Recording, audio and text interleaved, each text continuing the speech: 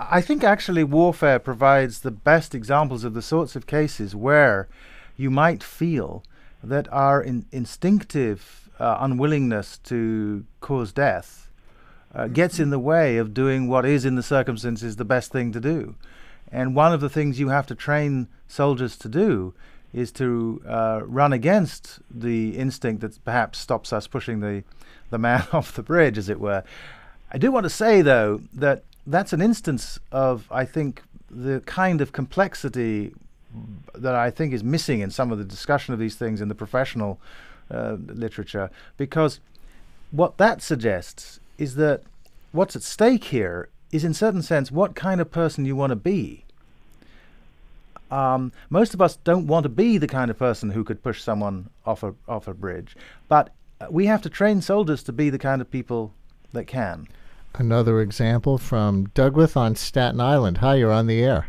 Hi, how are you today? Good, how you doing? Very good, thank you. Go ahead. Okay. I'm sorry? Yeah, go ahead. Oh, I'm a retired firefighter, and I was at the World Trade Center that morning. Yes, sir. And they train us, the emergency service first responders, they train us in triage, which is one group of people who don't need help right away, we push them to the side. The next group of people who we could probably help and may make it, and the third group of people who probably won't make it no matter what we do.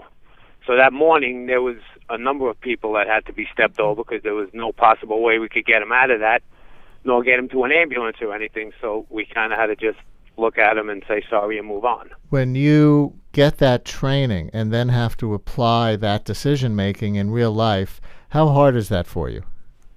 It's actually the idea of it. The training makes you not have to make the decision at that moment because the training is already there. It kicks in. And you know it.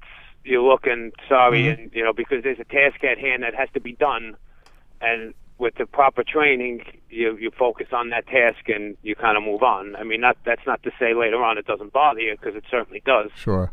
Doug, thank you very much. Again, of course, we're all very grateful for the things that you and others did on that day. Indeed. But again, you as a firefighter are doing something for us. You're a public servant, and it seems to me that we collectively, therefore, have a responsibility to make sure that we have the best training and also the best decisions built into that training, so that, as you said, and I think this is a sign of the success of this sort of thing, that you don't actually have to work it out for yourself.